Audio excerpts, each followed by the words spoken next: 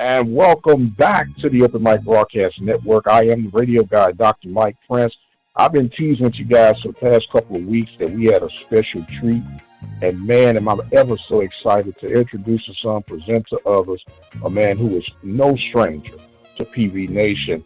And I'm truly excited to have him on the line with us. He is going to be participating in our 2023 football analyst and breakdown of the Southwestern Athletic Conference. And that is none other than Coach HEIST Northern. Coach, how you doing? And welcome back to the show, my friend. Oh man, I'm doing fine. Everything's going well. I'm in the daddy mode of getting my kids ready to get back into school and getting ready to watch some football and see where this season gonna take us. Yes, sir. Well, I'm understanding, man. You got a pretty good two-sport player in the household, man. And if he's as good as you're telling me, I'm hearing that he's a smart kid because he likes that baseball. Man, you talking about a lot of people gonna know him as Little Adam. Well, Adam is almost as tall as I am. Now it's funny when I go back on campus, and he just did a architecture program at Prairie View. But when people see him, and they be like, "Man, that's Little Adam." He is about 5'11", 6 feet tall. To me, he's a better baseball player than he is a football player. But like you say, it's funny when guys that played for me say, "Man, Adam, I remember when you was in the stroller in the meetings with your dad." I remember when you used to come to like certain guys. Man, I remember you used to come to the cafeteria, and man, you get the same thing every time. We try to get him to get something different, Coach. But it's a blessing that now he is 16 years old, attending Bridgeland High School, and my daughter is going to the 7th grade, and she does competitive cheer. So it's going well for the family. Well, man, that's good to hear. Very good to hear, and we're excited about adding you to the Open Mic family. And let me bring to light to some who might not know and understand. Coach Northern helped us break some ground that a lot of people, and I'm not saying this just because, but Coach, I think and I know we were the first ones to do the two-a-day daily camp reports from football, and it started with you allowing the Open Mic to be there, man, and I thank you for that. And look, they're everywhere now, and to think it started on the hill. Oh, yes, and the funny thing about it, that you mentioned that when after I left Prairie View, I went to Texas Southern and I went to Brookshire Royal High School. Some of my students, they just look up your name on YouTube, Google it, and they would see those videos, and to them, it was a whole different person that they were looking at. It was like, in those guys' eyes, I was famous because I had a YouTube video, and it was from when you were interviewing me and some of the other coaches after practice when I was at Prairie View. Well, look at that, man. One good turn deserves another, and like I said, I truly thank you. But look, enough of that, Coach. We got to talk about these X's and O's of 2023. There's a lot of changes since you were last in the conference coaching. Can you highlight on that, on what you see that's the changes, and of course the changes for the betterment of the entire conference? Well, I think that some of the bigger changes is just the way that the offenses has gone in the conference. If you look at it, a lot of teams have gone from just running first and second down, then throwing the ball only if you had to now everything is spread out from sideline to sideline. You have to defend the whole field, a lot of quick passes. The running game is a lot easier because the field is so spread out in most instances. So you're seeing a lot of big runs. It may not be the very physical runs, but you're seeing a lot of longer runs because now you can isolate one defender, and if that guy doesn't make the tackle, now you go from what might be a 2 or 3 yard run to a 16 or 17 yard run. So the biggest thing is the way that the offenses have changed. In my opinion, you look at just about all the schools on the western side are spread all over the place. And some teams are actually spreading you out to run the ball, not just, it used to be if people put 4 wide receivers, you could count that up as a pass, but now you running zone read, you're running almost wing T football out of the spread. And the defense, man, it's hard as I don't know what to try to figure out how you're going to stop these potent offenses with, some of the running backs and the quarterbacks that you have coming back in the conference. I wouldn't want to be a defensive coordinator right now, to be honest with you. Well, I was just thinking, Coach, I know you're a defensive guy, and I'm a defensive guy. It's almost like the rules have been adjusted to where it handicaps the defensive side of the ball because everybody wants to see score. And I've been saying this all along. The spread is nothing new. It's the wing T spread it out right now.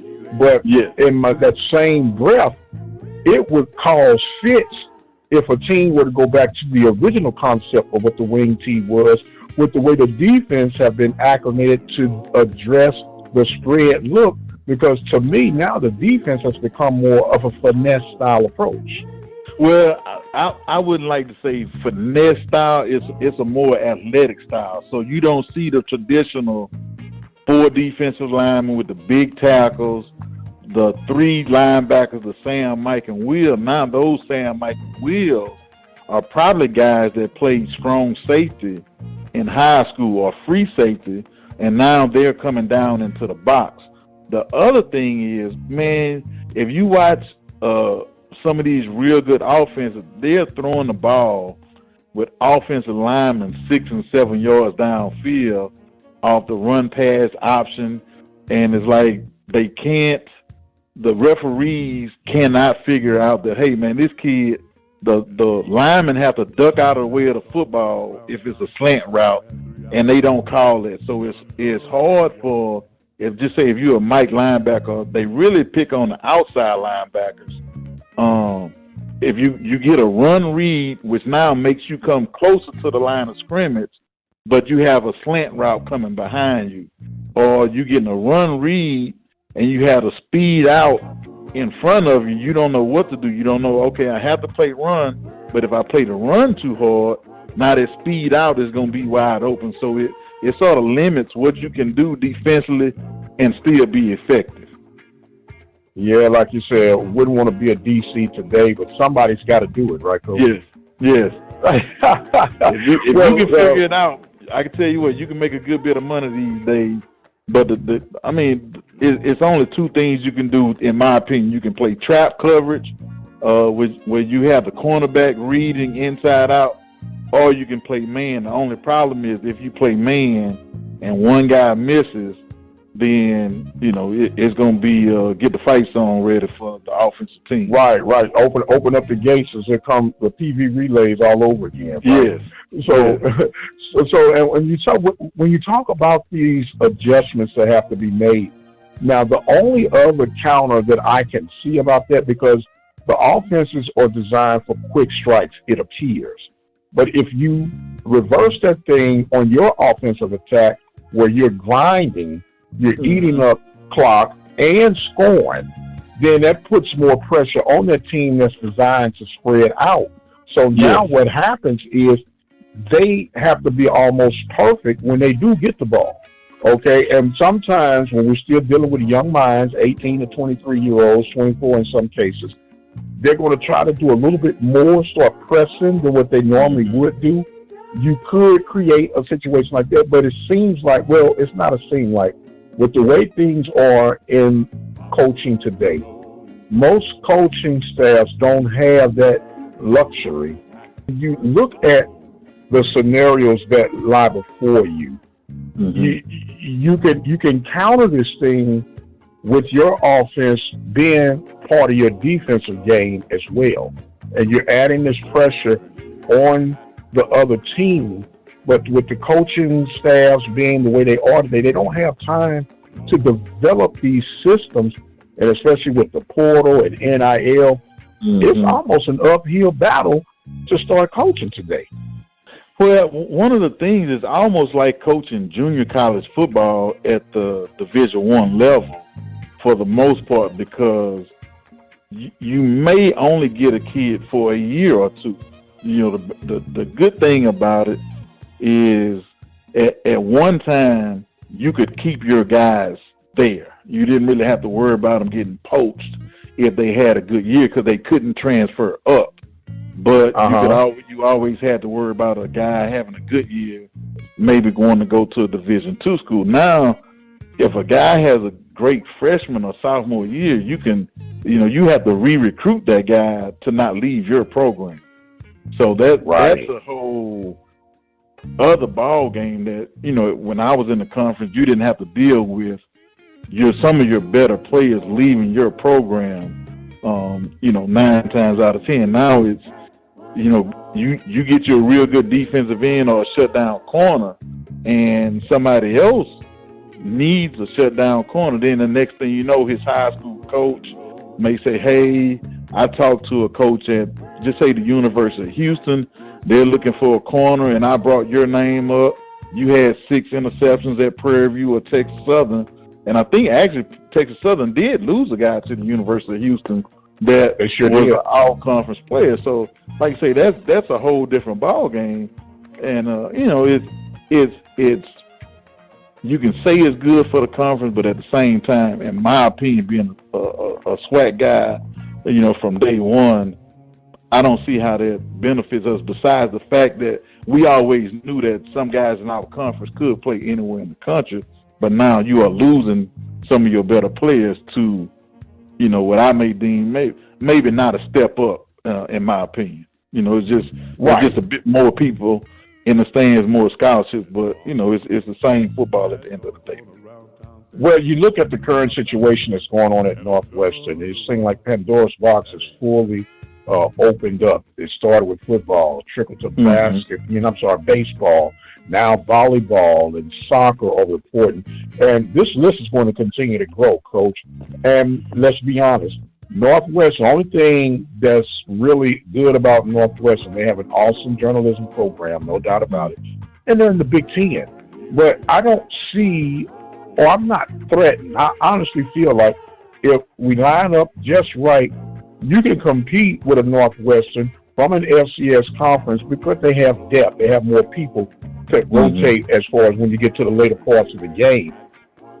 Now with all this stuff that's coming out and the HBCU movement, this, that, and the other, and then some will still say the Deion impact, do you think that the bill is slowly alarming and where people are hearing that maybe I can make it? Because when the dust has settled, Coach, 2% is across the gamut from Power 5 to NAIA. 2% of these guys are only going to make it to get paid on Sundays. And then, maybe 2.5% now with the XFL and the USFL. But it's still a limited core of people. So if you're recruiting today, how do you recruit against these other factors that we're dealing with today?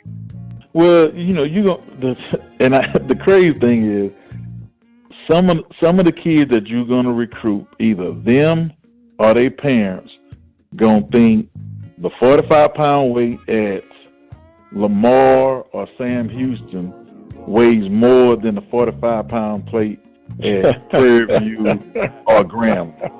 They think that the ice that come out of that machine at Lamar or Sam Houston is colder than the ice at Southern and Texas Southern. So that is cut and dry. I can remember going to recruit kids and having a parent say, okay, well, such and such said that their graduation rate was 90%. And I'm knowing that that's not true. And I have paperwork that says our graduation rate at Prairie View at the time was the highest in the state of Texas for football players. Not only that, we talking about, if you break it down into race, our 90% was 90% black kids. Where if you look at, just say, University of North Texas, their 85% graduation rate might be 40% for the black players and 100 for the white kids. So it's a different dynamic when you go in that living room. It's almost you fighting an uphill battle when you walk in there. So, and then some people think that HBCU is going to be my second option from day one. The minute they start getting letters from somewhere else, it was almost I can always fall back on Prairie View, Texas Southern, Grambling Southern, along those lines. So that's the difficult part. The other part is dealing with some of these high school coaches that think they have they think HBCU football is Division II in some of their minds. They haven't set foot on the HBCU football campus. Their thing is, so they can't really suggest that, hey, why don't you go here? Now, they will be cordial at times, but it's still, if I can have a kid go to the University of Houston, Lamar, HCU, or HBU instead of a Prairie View or Texas Southern, then that's another feather in their cap if I have a kid that go to one of those programs. Going back to that ice being a little bit colder, right? Going to ice being a little bit more colder. But like I say, they don't know anything. They don't know that Prairie View and Texas Southern is going to play in front of far more people than a Lamar, HBU, Incarnate Word, those types of programs. It's not even close when you look at attendance, when you look at the fanfare, all those types of things. The thing that we have to do as a conference, when we play those schools, we have to beat them. It can't be close. You have to beat them and beat them badly. So now that perception of they are better than you from a football standpoint, basketball, baseball, now once you start winning some of those games, now they will look at you differently, hopefully, from a coaching standpoint as well as a parent, student, athlete standpoint. Yes, sir. Well, you know what? It's leading right back to our original conversation about that spread.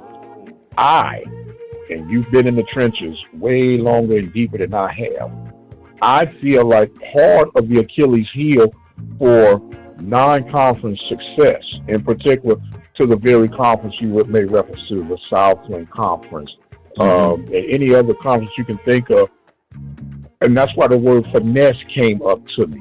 When we go against the MEAC, to me the MEAC is a little bit more physical. They might not have as many teams, nor the glamour, excitement, but they are more physical, it appears, when you see these two styles of football collide. Do we change, looking to go a little bit further than the conference, or do we just have to keep on knocking at the door and hoping that one day we can get through?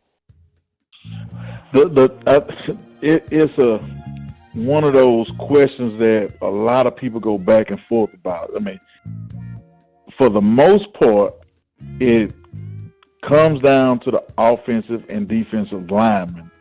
Point out, flat, are these guys bigger and stronger and athletic enough to pass block, and are they strong enough to get some movement against the defensive linemen? The other thing is, I think that some of the schools outside of the SWAC, and I would say the Southland and the MEAC, they win the transfer game a lot better than we do when it comes to the defensive line and the offensive line. If you go back and look at it, by far, it's almost like they are sitting and waiting on a defensive. They'll take a defensive lineman from somewhere. Kid may be trouble, bad grades, or whatever, but because they're a defensive or offensive lineman, they'll take a chance on that kid. Where some of the schools, just a Prairie View, for example, a lot of kids that can go to an Incarnate Word, or Lamar, or Stephen F. Austin can't get in school at Prairie View if they don't have a certain grade point there. So you cutting down the effective kids that can't even come to your campus and play for you because of the grade requirement. So that's going to eliminate some of your better players because, you say for the most part, your better players may have some issues with, grades or trouble off the field. So that's where they were winning the transfer game long before the SWAC was, and they would take more chances on kids. because they had either different grade requirements, or they just flat out wanted to win football games. So they say, well, I'll take a chance on the kids. So that's why I think the physical became a big part of it. And then a lot of SWAC schools that were winning were spread teams. So then when they go to the MEAC and play, the MEAC may be a spread team, but they had more success running the football. So it looks like they playing a more physical brand of football, but they just doing the same thing a little bit better with better offensive and defensive linemen, in my opinion. Mm-hmm. Okay. Now you said bigger and stronger. Yeah. When I'm talking about linemen per se, we always were like big, but in my lifetime, Coach, I've seen a 6'6" tackle that's soft as Sharman, Yes. right? Physically and mentally. Okay, Mm-hmm. I would rather have a 6'2" tackle who might give up a few pounds, but he's strong as an ox and he has a motor that won't quit. And so I think we'll get tantalized by the appearance of a player instead of the internal mechanism of a player. We call it eye candy. Do you see that being the case in some of these situations? I think sometimes, because as a coach, when you send your coaches out, some coaches may say, I want my tackles to be 6'3", 6'4" at a minimum, and don't bring me anybody to the board unless he is that. Then you may have some coaches that say, okay, my centers can be a little bit shorter, a little bit stockier, but if they can get the 6'2" or 6'3" guy, they'll take them. What the problem is once you either get them there, is either you're gonna have to either get them smaller or you're gonna have to get them stronger, and you got to have a program in place. You can't just say, okay, we have a good strength coach. What else besides the strength coach? Do we have the facilities that can get a kid bigger or smaller if he needs to? Or do we have the weight room capacity where a guy can focus on, where the strength coach is not bombarded by 25 or 30 guys at one time? That's where I thought we were losing some guys that could have been better if you have all of that, the side stuff in place. Can you have a special meal for certain kids that may, when he gets in the cafeteria, is the cafeteria director gonna know, like, that kid is not supposed to be eating that food. He needs a protein-based diet, where he's gonna get some more meats and potatoes. Whereas if you have a kid that's losing weight, he may need to be, he still needs protein, but he may need more fish, lean vegetables without all the ham hocks and all that kind of stuff. So how do you develop your players once you get them on campus? Everybody's gonna have this what we're looking for, but what do you do with them once you get there? And that may be where another place where a lot of SWAC schools may have had one strength coach and hardly anybody else helping. Whereas you go to some of the MEAC schools at the time, they had a strength coach, they have a couple of assistants, volunteers, or whatever. And then what I found out some of the schools were doing, just say if all their freshmen, especially the ones that needed to gain weight, instead of them going to football practice one day a week, those guys went to the weight room. So now you're getting the kid a little bit stronger, whereas, some of the SWAC schools, they keep it, everybody following the same program, if you understand what I'm saying. Right, exactly. Lifting weights and going to practice, they had a special program set up for the redshirt freshmen. And then, some of the schools, if a kid wasn't traveling on Friday, what they would do is have all the redshirts, they go to the weight room before the team leaves for the bus or the airplane. So that's another workout that they were getting in. So you can see how a kid that may have been a little bit undersized, or a kid that may have need to lose some weight, now he may report to the track and get on a bike in the weight room as opposed to doing some running and just all those types of things. But it was a program or a system that says this is how we're gonna get stronger and this is how we're gonna get faster to be able to take advantage of whatever we have, getting kids ready for the next step when they do have to play. Right. Now, you said some very valuable information that I've been trying to echo for a little while, and I've been a big component on the nutritional part of the program, and I personally believe that it's nice to have a big fancy stadium. That's nice, but you're going to play 4 or 5 times there a year. But that weight room, that training table, which is nothing but a diet plan or a meal plan. Yeah. Is there any way possible, even if you don't have the largest budgets in the world, that you get with maybe a nutritionist that's on campus with the health and kinesiology program, that you could somewhat tweak 5 or 6 plans that will fit the particular body type that you're trying to develop, and say, okay, this is the program you need to be on, and then have these guys accountable to each other, whatever your captains are, your offensive line captains, linebackers, quarterbacks, whatever. They eat together and they hold each other accountable, because we're talking about limited resources for staff and everything, and you don't need a 100,000 square foot cafeteria separated from the rest of the students. But you work out something with your Sodexos or whoever your food service people are, that this is what we need available for our student athletes. Is that me just wishful thinking, or is that something that could actually be worked out? Well, it's something that can be done, but it just takes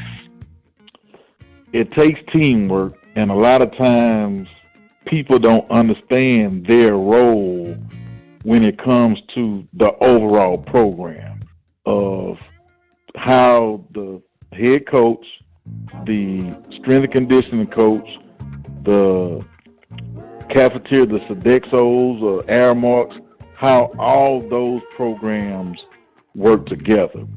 People don't see that, because if you go to them with, hey, I want to try this, in some places, if they do not have an athletic background, then you're going to get met with resistance, because now you are creating something more for them to do.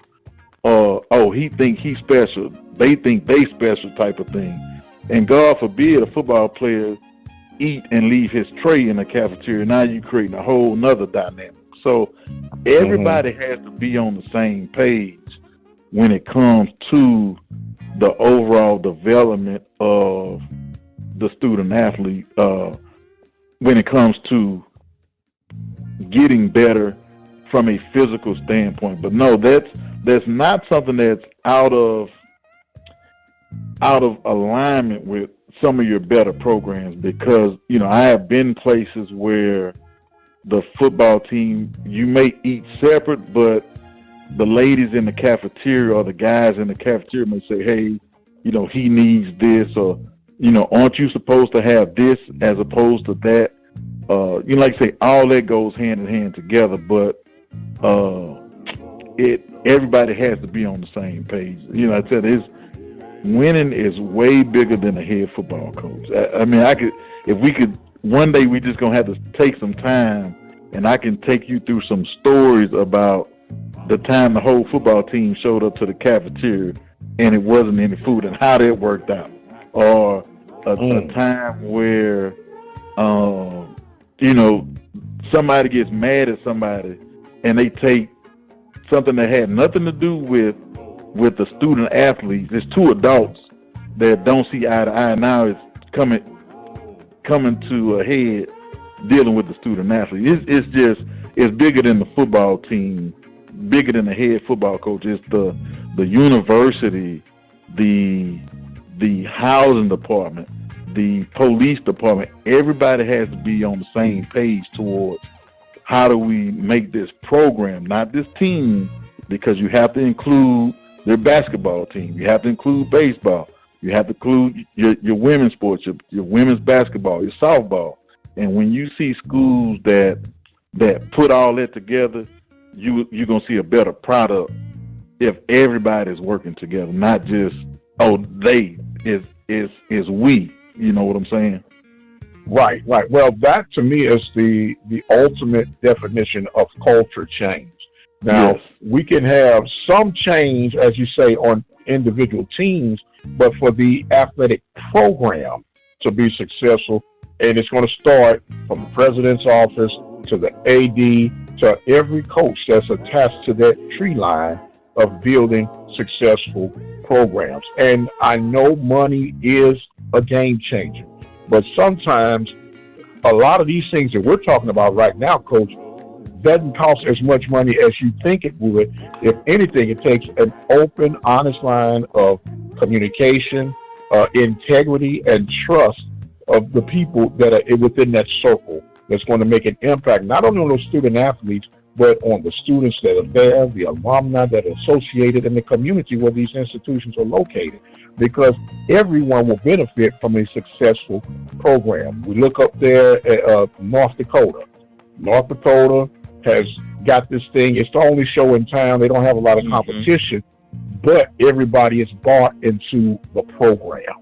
And we don't need everybody bought into the program. I'm not going to get on a soapbox, at least this week, with our conversation, but I'm pretty sure they're going to come later on. And I keep going with my beloved Prairie View. What I see as one of the greatest challenges is that it doesn't matter who's been at the leadership role. They keep running to Houston when Houston has more than enough things to preoccupy their time, and they're not taking advantage of the community that they reside in to get a deeper residual of buy-in to your existing programs. But that's something they're going to have to figure out on their own. So let me move on from that, Coach, and let me at least ask you, because I'm excited already, man. I don't know about you, but I think this is going to be a real good segment for the network. What can we expect in the upcoming season from your reports? Well, my biggest thing is going to be, sort of just looking at it from a coach's standpoint, because the fan standpoint is totally different from the way that a coach looks at the game. So just say, for example, if you are a fan of Prairie View football, you should be able to go watch Prairie View play and know what they're going to do. So, but some fans will, because they know what they're going to do, say they need to change. Well, no, if you watch good football teams, they run the same plays over and over out of different formations, and they may add a little wrinkle to it here or there. But for the most part, it's going to be the same thing. And if you watch that team, just say if you watch Prairie View play 5 or 6 times a year, just say if you go to all the home games and the Labor Day Classic, then you should know what they're going to do. The other part is trying to, okay, what are going to be some of the key factors that we need to look for? Okay, so just say you may have one team that's an outstanding rushing team. Don't throw the ball well, but sometimes they may not throw the ball well because they don't need to. So, but the problem that may hurt that running team is if they turn the ball over, can they play catch-up football? So, it's just the time of possession doesn't mean as much as it used to that it does now. Now it's almost like yards, if you're not getting turnovers, mean more than they do, if you understand what I'm saying. So just say one year we played Southern, and we had 500 and something yards of offense, but we turned the ball over 3 times.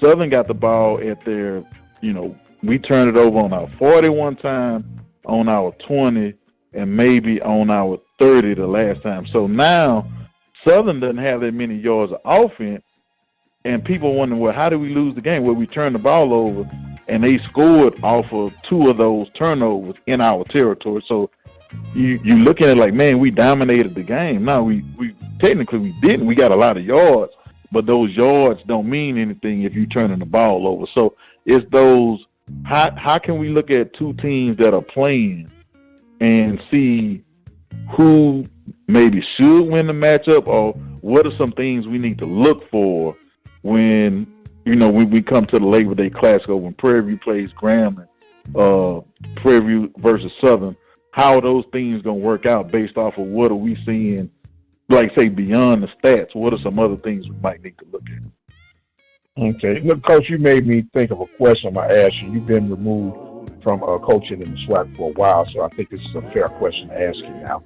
Um, Throughout your coaching tenure, whether it was assistant, head coach at Prairie View, who was the most challenging team for you to prepare for and why? The most challenging team to prepare for. Oh man, I tell you one game I never forget. Doggone, my first year at Prairie View, we played Grambling, and they had Bruce Eugene. And that dog, you got to know Bruce. Bruce was the smartest football player that I have been around. And mind you, I coached Bruce may have been his junior years, some kind of way. I ended up being a quarterback coach before I came to Prairie View. So it didn't take a whole lot for Bruce to okay, if they play cover 4 and I can look at one guy and tell what the coverage is, they playing man, he had some real good. He was always, if they playing man, I'm going to take a physical mismatch.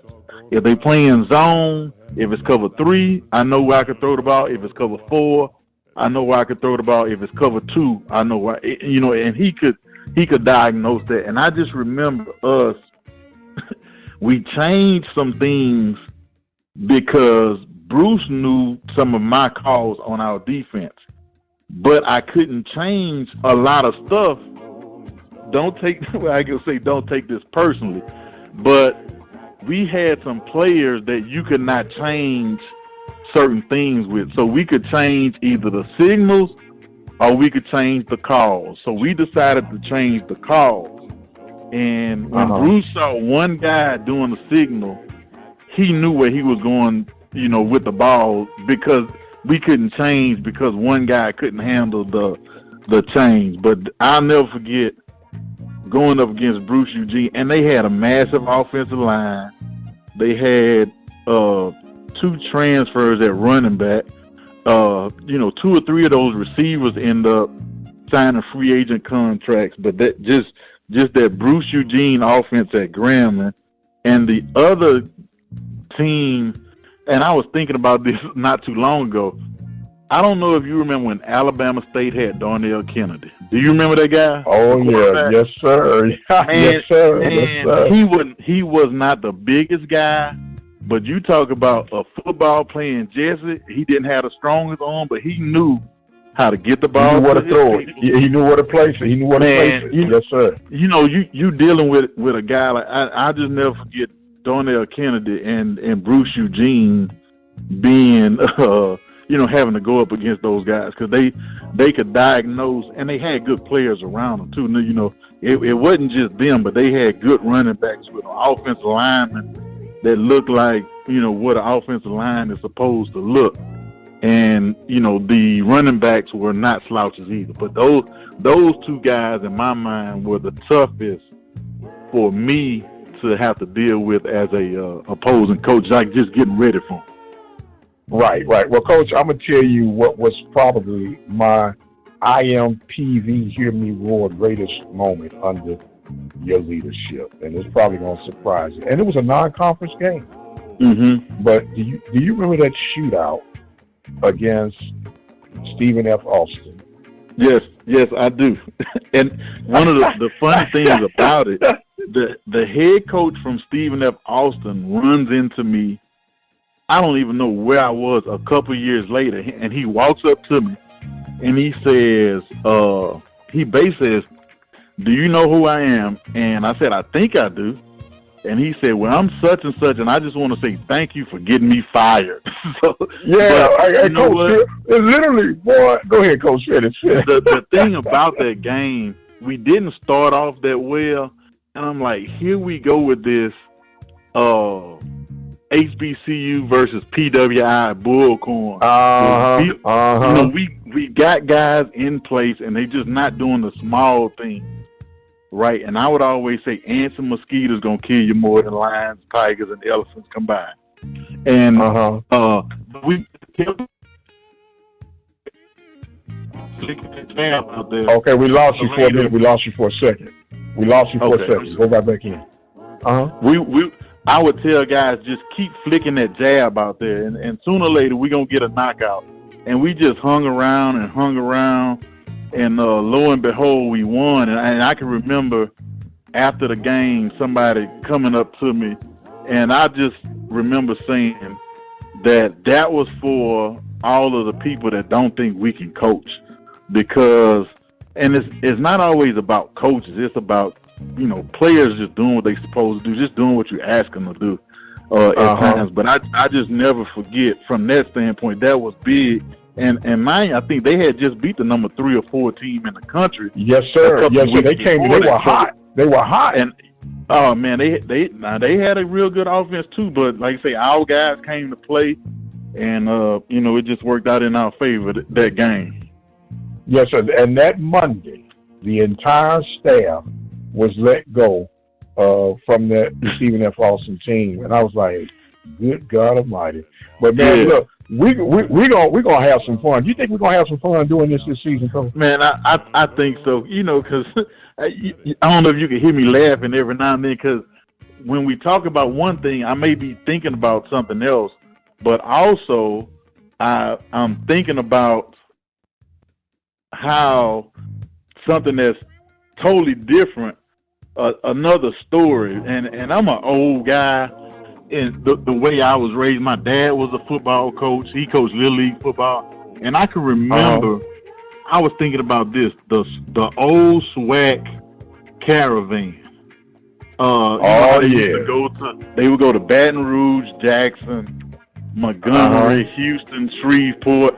And I remember, even though I didn't go on the tour, I remember going sit and listen to the Eddie Robinsons and Marino Chasms and all those guys tell stories. And I use some of those stories to this day, and because those guys meant a lot to me. My uncles, I had a couple uncles that played at Grambling. I had an uncle that coached at Southern. So I'm an old SWAC guy. I love the stories. I love to talk to guys about it, but I just like the entertainment value that those coaches provide. And I think, I ain't the funniest guy in the world, but everybody thinks I'm a mean guy. But just thinking about some of the things and some of the stories that either we gonna talk about when the time is right. I just think people gonna be like, man, there's a couple stories that I'm gonna tell that are, like I say, the God honest truth, but when people hear them, they're going to be like, there's no way that happened to college football. There's no way that happened at a college program. So it's going to be, we going to have some fun when I get the stories rolling. No doubt about it. Well, look, Coach, I am so thankful that you accepted this invitation. And for those who are just joining in, we've been working on this a little bit over a month now, right? Yes, sir. Yes, sir. So I'm glad, man. And look, and before we shut this segment down, Coach, I want to give you some closing thoughts and comments, my friend, and the floor is now yours. Man, Mike, I just want to say thank you for allowing me the opportunity to reach out to PV Nation and the SWAC as a whole, and just having a chance to impart some knowledge as well as entertain. So I'm looking forward to it, and like I say, running into people that whose paths I crossed before. Again, hopefully from a like I say, entertainment standpoint, as well as getting some information. So when they sitting at the game on Saturday or Friday or Thursday night, and they're going to be saying, man, that's something Coach Northern talked about right there. I never thought about that when they looking at certain things. So I just can't wait so people can say, man, he said that was going to happen. And then it happened that way. Well, we're going to show enough let your light shine, brother, and we're welcome and thanking you for being a part of it. He is Coach HEIST Northern. I am the radio guy, Dr. Mike Prince. Remember, you guys can follow me on Twitter at The Mike Prince Show. The YouTube channel is the Open Mic Broadcast Network. Be sure to hit that subscribe button and check out the 24-hour stream on our website at obnradio.com. And until the next time, you guys be blessed and we'll see you on the other side.